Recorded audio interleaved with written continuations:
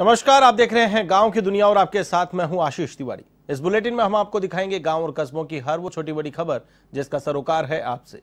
तो आइए शुरू करते हैं गांव की दुनिया का आज का सफर। पाली सांसद पीपी चौधरी सोजत के दौरे पर रहे, जहां पंचायत समिति सदस्य अनिल व्यास के नेतृत्व में भाजपा कार्यकर्ताओं ने पीपी चौधरी का स्वागत किया। इस दौरान मीडिया से बात करते हुए पाली सांसद पीपी चौधरी ने कहा कि देश में होने वाले 5 राज्यों के चुनाव के लिए भाजपा पूरी तरह से तैयार है। वहीं सांसद पीपी चौधरी ने किसान आंदोलन के सवाल पर कहा कि किसानों से वार्ता के लिए सभी रास्ते खुले हुए हैं।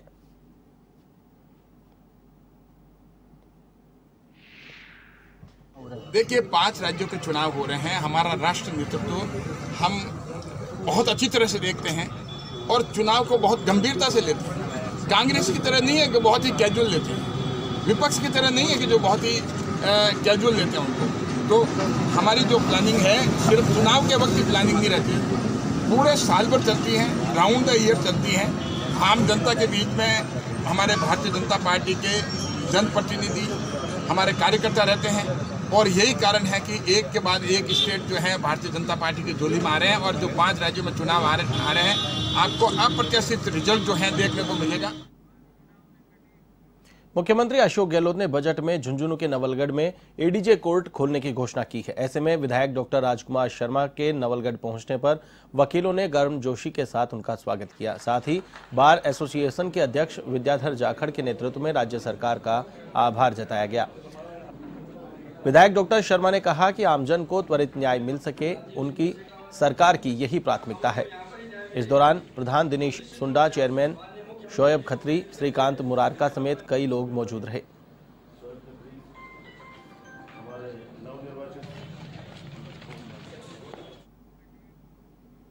कोरोना काल होने के बावजूद मुख्यमंत्री अशोक गहलोत के नेतृत्व वाली राज्य सरकार ने न केवल विकास के नए आयाम स्थापित किए हैं, बल्कि इस बार के बजट में जो घोषणाएं की हैं उससे जाहिर है कि विकास के वादों को पूरा करने में कोई कोरोना आड़े नहीं आ सकता। ऐसा ही हुआ है झुंझुनू के पिलानी विधानसभा क्षेत्र में, जहां पर विधायक जेपी चंदेलिया ने अपने 2.25 साल के कार्यकाल में ही क्षेत्र के दशकों से चली आ रही मांगों को पूरा किया है। पिलानी से विधायक जेपी चंदेलिया ने अपने 2.25 साल के कार्यकाल का लेखा जोखा बताया है और इस बार के बजट के लिए मुख्यमंत्री अशोक गहलोत को शुभकामनाएं दी है। चंदेलिया ने कहा कि पिलानी विधानसभा में कुंभाराम लिफ्ट कैनाल परियोजना का पानी हर गांव और ढाणी को देने के अलावा पॉलिटेक्निक कॉलेज के साथ ही पिलानी और विद्या विहार नगरपालिका में सीवरेज लाइन की सौगात सीएम गहलोत ने दी है। सीएम ने पिलानी को ऐतिहासिक, विश्व प्रसिद्ध और साथ साथ विकास के साथ कदमताल मिलाने वाला क्षेत्र बना दिया है। बजट जो राजस्थान का 24 फरवरी को माननीय मुख्यमंत्री महोदय ने पेश किया, वो जनता की आशाओं के अनुरूप है, ऑलराउंड डेवलपमेंट के लिए है स्टेट के। और कोरोना का 1 साल का क्रिटिकल पीरियड सहन करने के बावजूद भी इतना अच्छा बजट माननीय मुख्यमंत्री श्री अशोक गहलोत ने दिया, ये बड़ा अच्छा लग रहा है। जहाँ तक पूरे स्टेट की बात है, पूरा स्टेट का कोई सेक्टर उन्होंने नहीं छोड़ा जिसको उन्होंने कवर नहीं किया हो। मैं तो मेरी विधानसभा क्षेत्र की कहता हूँ, पिलानी विधानसभा क्षेत्र को उन्होंने पहले भी बहुत कुछ दिया था और इस बजट में तो और भी ज्यादा दिया है। झुंझुनू जिला कलेक्टर यूडी खान बुहाना क्षेत्र के दौरे पर रहे। उन्होंने बुहाना क्षेत्र में चल रहे मनरेगा कार्यों का निरीक्षण करने के अलावा बुहाना एसडीएम ऑफिस, थाना और अन्य सरकारी कार्यालयों का निरीक्षण भी किया। इस मौके पर उनके साथ बुहाना एसडीएम जीतू कुलहरी और पीआरओ हिमांशु सिंह भी मौजूद थे। इस दौरान कलेक्टर ने आम लोगों की समस्याओं को सुना। कलेक्टर ने कहा कि पीने के पानी की समस्या के समाधान के लिए सीएम अशोक गहलोत ने बुहाना क्षेत्र को कुंभाराम लिफ्ट कैनाल परियोजना से जोड़ने की घोषणा की है, इसलिए इस दिशा में जल्द से जल्द काम शुरू करवाया जाएगा। इसके अलावा सीएचसी में चिकित्सकों की कमी की शिकायत मिली है, इस पर भी सीएमएचओ को निर्देश दिए जाएंगे कि वे अतिरिक्त चिकित्सकों की व्यवस्था करें।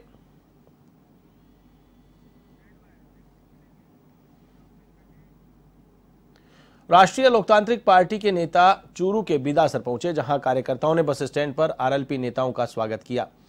इस दौरान प्रदेशाध्यक्ष पुखराज गर्ग ने बिदासर के सांडवा में रविवार को होने वाली किसान आक्रोश रैली में अधिक से अधिक लोगों के पहुंचने का आह्वान किया। तो वहीं मेड़ता विधायक इंदिरा बावरी ने कहा कि किसानों की लड़ाई हनुमान बेनीवाल लड़ रहे हैं।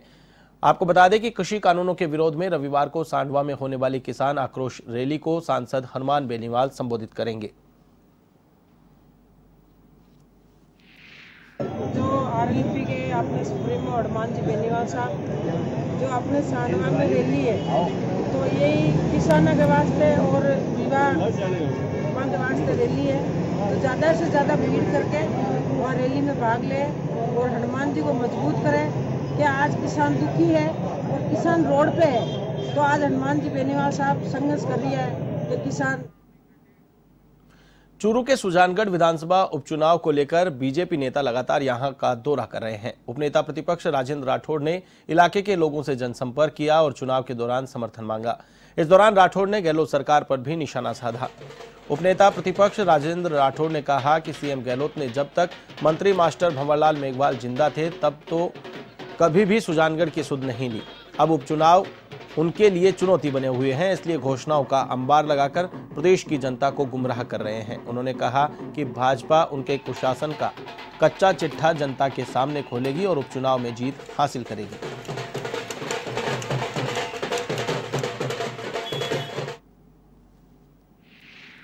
हर क्षेत्र में सरकार विफल रही है। आज विकास शून्यता को लिए हुए है। जर्जर कानून व्यवस्था से आम आदमी परेशान है। किसान से कर्जा माफी की बात दूर की कोड़ी साबित हुई है। बेरोजगारी चरम पर है। इन सारे मुद्दों को लेकर भारतीय जनता पार्टी इस कुशासन को लेकर चारों उपचुनाव में उतरे। सुमेरपुर विधायक जोराराम कुमावत ने कहा, शिक्षा से ही देश की उन्नति होगी। उन्होंने कहा, शिक्षा रूपी धन संकट के समय काम आता है। वर्तमान समय में बालिका शिक्षा जरूरी है। विधायक कुमावत शनिवार को राजकीय उच्च माध्यमिक विद्यालय सुमेरपुर के वार्षिकोत्सव पूर्व विद्यार्थी एवं भामाशाह सम्मान समारोह में मुख्य अतिथि के रूप में बोल रहे थे। पंडित दीनदयाल उपाध्याय सभागार में आयोजित कार्यक्रम में विधायक कुमावत ने विद्यालय की शिक्षण व्यवस्था और यहाँ की सुविधाओं पर चर्चा की और अभिभावकों से बच्चों को उच्च शिक्षा ग्रहण करवाने की अपील की। खेल मैदान के लिए भूमि समतल और अन्य निर्माण कार्य के लिए नगरपालिका और भामाशाहों का सहयोग लेकर तकमीना तैयार करवाकर राज्य सरकार से सहयोग का भरोसा दिलाया। संयुक्त निदेशक शिक्षा जगदीश चंद्र राठौड़ ने कहा कि विद्यालय के कमजोर बच्चों के लिए अतिरिक्त कक्षाएं लगाने से बच्चों को शैक्षिक स्तर सुधारने में मदद मिलेगी। मुख्य ब्लॉक शिक्षा अधिकारी मोहनलाल सोनी ने अभिभावकों से बालकों के ठहराव की अपील की। वहीं प्रधानाचार्य गजेंद्र सिंह राणावत ने स्कूल की प्रगति का प्रतिवेदन प्रस्तुत किया। जैसे अपने घर का काम हो तो राजस्थान हाईकोर्ट के नवनिर्वाचित उपाध्यक्ष एडवोकेट भारत यादव का बानसूर पहुंचने पर जगह जगह स्वागत किया गया। अभिभाषक संघ बानसूर व ग्राम पंचायत रामपुर के ग्रामीणों ने उपाध्यक्ष यादव का साफा और फूल माला पहनाकर स्वागत किया। उपाध्यक्ष भारत ने कहा कि अधिवक्ताओं के लिए एडवोकेट प्रोटेक्शन एक्ट सरकार से लागू करवाना है, साथ ही एडवोकेट वेलफेयर को लागू करवाना हमारी प्राथमिकता रहेगी।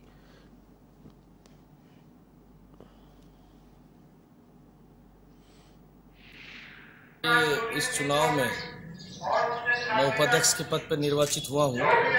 इसमें हमारे बहुत सारे मुद्दे थे।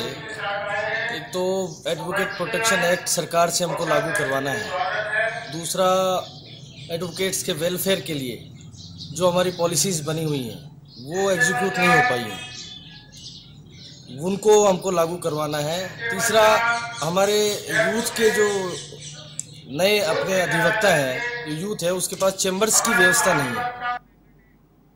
अब खबर सिरोही के पिंडवाड़ा से है, जहां नौकरी के नाम पर लाखों रुपए की ठगी करने का मामला सामने आया है। यहां पुलिस ने फर्जी ट्रेनिंग सेंटर का खुलासा किया है। साथ ही पुलिस ने कुछ लोगों को भी हिरासत में लिया है।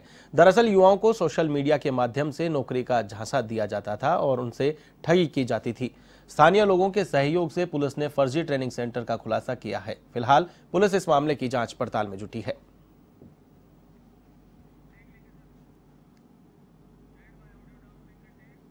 नगर के अनूपगढ़ में बीएसएफ के जवानों ने पाकिस्तानी घुसपैठिए को मार गिराया है। पाकिस्तानी घुसपैठिया भारतीय सीमा में घुस आया था, तभी बीएसएफ जवानों ने उसे रुकने को कहा, लेकिन घुसपैठिया नहीं रुका, जिसके चलते जवानों ने उसे वहीं ढेर कर दिया।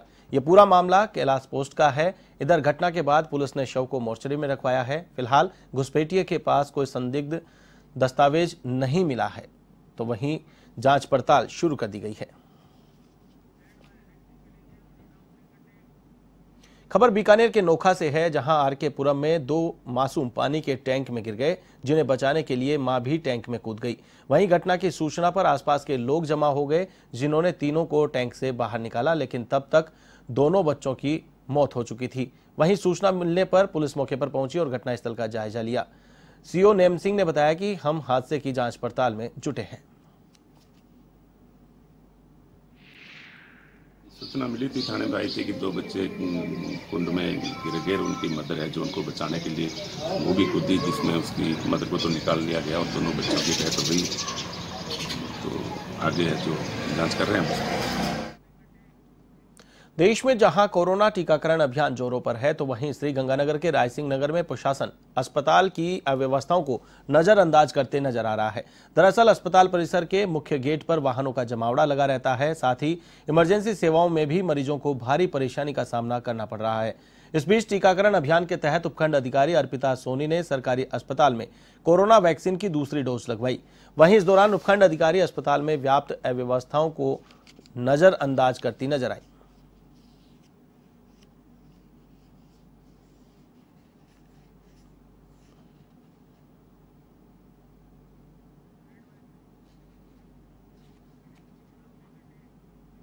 झुंझुनू जिले के नवलगढ़ में देर रात पुलिस ने नाकाबंदी कर लग्जरी कार में से 1 किलो 40 ग्राम अफीम बरामद की है। हालांकि कार में बैठे दोनों आरोपी अंधेरे का फायदा उठाकर मौके से फरार हो गए। फिलहाल अफीम के साथ कार को भी जब्त कर लिया गया है। आपको बता दें कि मुखबिर की सूचना पर सीआई सुनील शर्मा के नेतृत्व में बिरोल गांव में दबिश दी गई, जहां पुलिस को देखकर लग्जरी गाड़ी में बैठे युवक अंधेरे का फायदा उठाते हुए मौके से फरार हो गए। हालांकि पुलिस ने 1 किलो 40 ग्राम अफीम के साथ मोबाइल फोन और कुछ अन्य दस्तावेज बरामद किए हैं। साथ ही आरोपियों की पहचान पुलिस ने योगेश कुमार उर्फ रिंकू और लोकेश कुमार उर्फ बुलिया के रूप में की है। फिलहाल पुलिस आरोपियों की तलाश में जुटी है। बिरोल में पुलिस गश्त को देख के एक गाड़ी बिरोल गांव में एक स्थान पे खड़ी हुई है, उसको हमने सडन चेक किया तो उसके अंदर से 2 लड़के निकल के भागे। तो उन दोनों लड़कों का नाम था योगेश उर्फ रिंकू पुत्र श्री राजेंद्र प्रसाद निवासी बिरोल और लोकेश उर्फ बुलिया पुत्र महावीर निवासी बिरोल। उसके बाद में हमने उस गाड़ी को चेक किया तो उसके अंतर्गत उस गाड़ी के अंदर तकरीबन 1 किलो से अधिक अफीम बरामद हुई, जिसको हमने मौके पे उसकी पूरी कार्रवाई की और उच्च अधिकारीगण को अवगत कराया गया। इस संबंध में प्रकरण चित्तौड़गढ़ में अवैध बजरी परिवहन के मामले में पुलिस ने एक बार फिर गंभीरता दिखाई है। जिला विशेष टीम के साथ गंगरार और सदर थाना पुलिस ने अभियान चलाकर अवैध बजरी का परिवहन करते 5 ट्रेलर और 2 डंपर को जब्त किया है। इस मामले में बजरी परिवहन करने वाले 7 चालक भी डिटेन किए गए हैं। पुलिस ने बताया कि ओचड़ी टोल के पास नाकाबंदी की गई। इस दौरान अवैध बजरी से भरे 4 ट्रेलर और 1 डंपर जब्त किया गया है। वहीं गंगरार टोल नाके के पास से 1 ट्रेलर और 1 डंपर को भी जब्त किया है। इन दोनों कार्रवाई में पुलिस ने 7 लोगों को डिटेन किया है।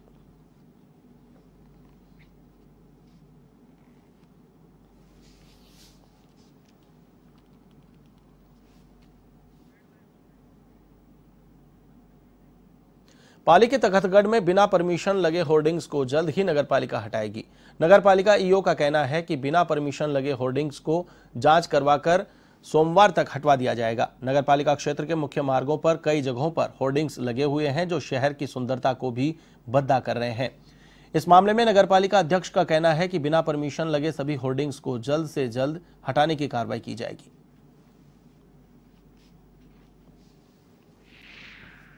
वैसे नियमानुसार जो परमिशन ली हुई है उस होल्डिंग को तो हटाया नहीं जाएगा। अगर कोई जैसे कि कोई परमिशन लिए बगैर अगर लगाया है, कोई भी हो, पार्टी का हो या किसी के पर्सनल हो या किसी व्यवसाय संबंधी हो या कोई भी बैनर है। पिछले लंबे समय की तो बात नहीं है। नगरपालिका आम चुनाव हुए तब हमने सभी प्रकार के होर्डिंग हटाए थे, लेकिन अब किसी ने वापस लगाए हैं तो उनके खिलाफ कार्रवाई की जाएगी। इस संबंध में मैं एसआई को आज ही पाबंद करता हूं, जांच कर उनके खिलाफ नियमानुसार संपत्ति विरूपण अधिनियम 2006 के तहत। सीकर जिले के लक्ष्मणगढ़ में पेयजल संकट लगातार गहराता जा रहा है। ऐसे में आज दूसरे दिन भी पीने के पानी की समस्या से परेशान शहरवासियों ने जलदाय कार्यालय पहुंचकर विभाग के अधिकारियों का घेराव किया, साथ ही प्रदर्शन किया और अपना विरोध दर्ज करवाया। वहीं करीब 1 घंटे के घेराव के बाद अधिकारियों ने लोगों को आश्वासन दिया, जिसके बाद मामला शांत हुआ।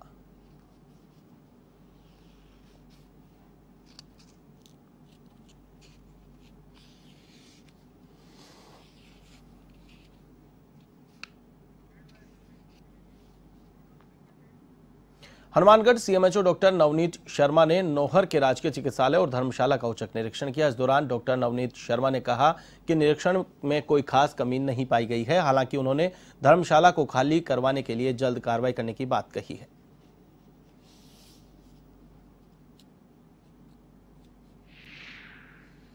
कमियां तो ऐसा कुछ स्पेसिफिक कमियां तो नहीं पाई गई। स्टाफ की हेड काउंटिंग कराई है, स्टाफ टाइम से आ रहा है नहीं आ रहा है, तो ऐसी कोई गंभीर अनियमितता तो कुछ नहीं है। बाकी थोड़ी बहुत है, उनके लिए सुधार के लिए अपने नए इंचार्ज हैं डॉक्टर सुरेंद्र जी, उनको बोल दिया मैंने। अभी विजिट की है हम लोगों ने, अब पत्राचार हम करते हैं, इसको प्रशासन से भी बात करेंगे, जिला कलेक्टर महोदय से भी बात करता हूँ मैं, उसको अपन जल्दी जल्दी खाली करवाने का प्रयास। हनुमानगढ़ के नौहर में नवनियुक्त अतिरिक्त जिला कलेक्टर डॉक्टर गुंजन सोनी ने प्रशासनिक अधिकारियों की बैठक ली। इस बैठक में शहर में यातायात व्यवस्था दुरुस्त करने और वन वे करने के सुझावों पर चर्चा की गई।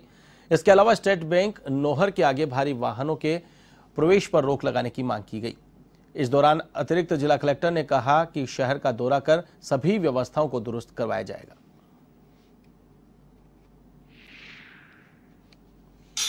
शहर की ट्रैफिक व्यवस्था को सुधारने के लिए हमने आज अधिकारियों की और व्यापार संघ के अध्यक्ष मंत्री सचिव हैं उनकी एक सामूहिक बैठक रखी थी।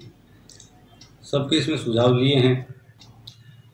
अधिकारी यहाँ पहले जिन्होंने व्यवस्था लागू करी थी उस व्यवस्था का फीडबैक भी लिया है, क्या रहा था, और हर रोड के लिए हमने अलग से जो है वो चीज़ें तय की हैं।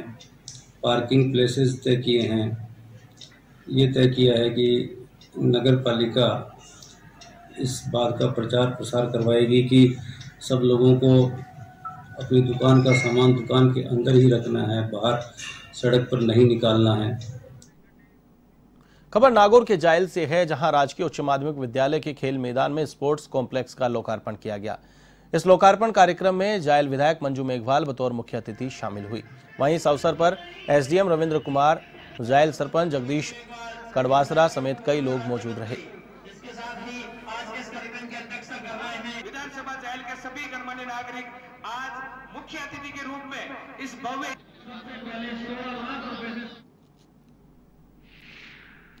साथ ही एक सपना था, एक सोचा था, एक विचार था, उस विचार को साकार रूप में देने के लिए मैं एसडीएम साहब और वीडियो साहब को तहे दिल से बहुत बहुत आभार धन्यवाद देना चाहूँगी। और मुझे बड़ा हर्ष भी होता है कि वास्तव में आप जैसे अगर अधिकारी यहाँ पर हो ऐसे हर जगह, तो निश्चित तौर पर विकास में कोई कमी नहीं रह सकती। आपकी सूझ, आपकी लगन और आपकी मेहनत, जिस उद्देश्य से आपने यहाँ पर काम किया वो सामने झलक रहा है। रुक करेंगे इस वक्त की सबसे बड़ी खबर की ओर। राजधानी जयपुर से इस वक्त की बड़ी खबर बता रहे हैं, एंटी करप्शन ब्यूरो ने जयपुर में बड़ी कार्रवाई को अंजाम दिया है। बड़ा ट्रैप एंटी करप्शन ब्यूरो ने किया है। राजधानी जयपुर में जेसीटीएसएल के एमडी को रंगे हाथों गिरफ्तार किया गया है। भ्रष्टाचार निरोधक ब्यूरो ने रिश्वत लेते जेसीटीएसएल के एमडी को गिरफ्तार किया है। एमडी वीरेंद्र कुमार को 4 लाख की रिश्वत लेते गिरफ्तार किया गया है। इस वक्त की बड़ी खबर आपको बता रहे हैं, 4 लाख की रिश्वत लेते जेसीटीएसएल के एमडी को गिरफ्तार किया गया है। एमडी वीरेंद्र कुमार को एसीबी ने ट्रैप किया है। जयपुर में ट्रैप की बड़ी कार्रवाई को अंजाम दिया गया है। इस वक्त की बड़ी खबर आपको बता रहे हैं, जयपुर में जेसीटीएसएल के एमडी को ट्रैप किया गया है। रिश्वत के मामले में एंटी करप्शन ब्यूरो की बड़ी कार्रवाई हुई है। 4 लाख की रिश्वत लेते एमडी वीरेंद्र कुमार को गिरफ्तार किया गया है।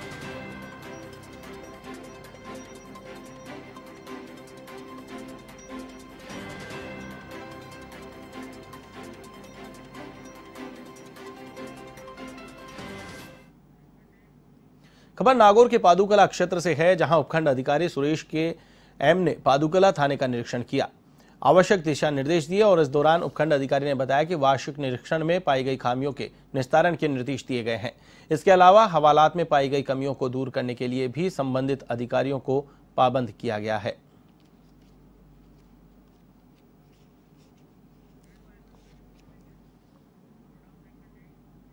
बांदीकुई नगरपालिका में कोरोना वैक्सीन को लेकर बैठक बुलाई गई, जिसमें नगरपालिका चेयरमैन की मौजूदगी न होना चर्चा का विषय बना।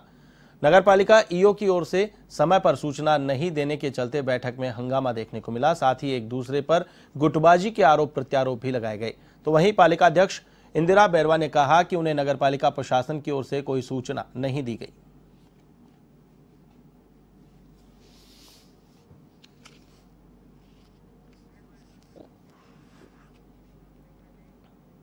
खबर नागौर के नावा सिटी से है, जहां गोविंदी गांव की सरकारी स्कूल में वार्षिकोत्सव और सम्मान समारोह का आयोजन किया गया, जिसमें मुख्य अतिथि के रूप में उप मुख्य सचेतक महेंद्र चौधरी मौजूद रहे। इस दौरान कार्यक्रम की शुरुआत मां सरस्वती की पूजा अर्चना से की गई। इसके बाद उप मुख्य सचेतक चौधरी ने बच्चों का मनोबल बढ़ाया और टॉपर छात्र छात्राओं को सम्मानित किया। उन्होंने कार्यक्रम को संबोधित करते हुए कहा कि राज्य सरकार वादे करने में नहीं बल्कि धरातल पर कार्य करने में विश्वास रखती है। इस मौके पर विधायक ने स्कूल में 2 कमरों का भी लोकार्पण किया।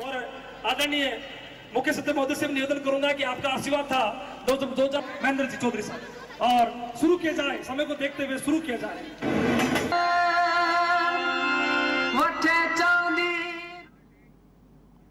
खबर पाली के सुमेरपुर से है, जहां कोविड-19 वैक्सीनेशन के सफल प्रबंधन और क्रियान्वयन के लिए टीकाकरण स्थलों पर उपखंड अधिकारी और इंसिडेंट कमांडर ने टीमों का गठन किया है। सुमेरपुर उपखंड अधिकारी और इंसिडेंट कमांडर देवेंद्र कुमार यादव ने बताया कि टीम राज्य सरकार की ओर से जारी आदेशों की कठोरता से पालन करेगी। वैक्सीनेशन टीम सदस्यों को कार्य निर्धारण कर दायित्व सौंपे गए हैं। उपखंड अधिकारी ने बताया कि टीम 8 मार्च से आगामी आदेश तक टीकाकरण का कार्य निर्धारित सेशन साइट पर उक्त टीम के साथ टीकाकरण का कार्य करेंगी।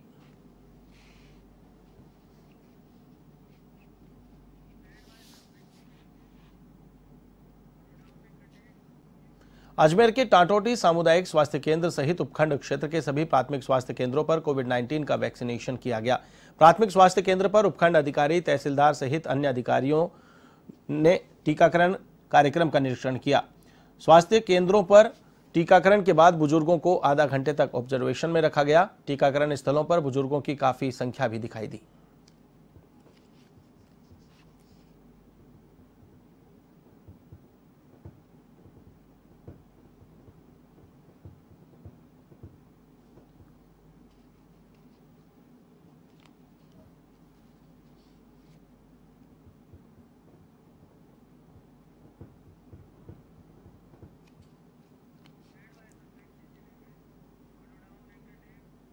खबर जयपुर जिले के सांभर कस्बे से है, जहां टाउन हॉल में भारतीय जनता पार्टी सांभर मंडल द्वारा प्रशिक्षण शिविर का आयोजन किया गया।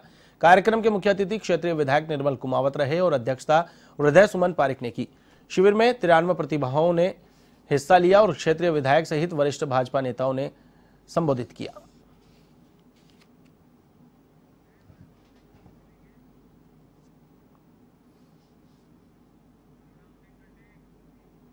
गोलूवाला में ब्यूटी पार्लर संचालिका को तेल डालकर मारने के मामले में शनिवार को प्रभारी मंत्री बीडी कल्ला हनुमानगढ़ पहुंचे। यहां से प्रभारी मंत्री बीडी कल्ला गोलूवाला पहुंचे और मृतका के घर जाकर राज्य सरकार की ओर से 5 लाख की सहायता राशि का चेक परिजनों को सौंपा। मंत्री ने मीडिया को इस मामले का जल्द से जल्द पटाक्षेप होगा ये बात कही। परिवार की जो मांगे हैं उसे मुख्यमंत्री गहलोत तक पहुंचाई जाएगी।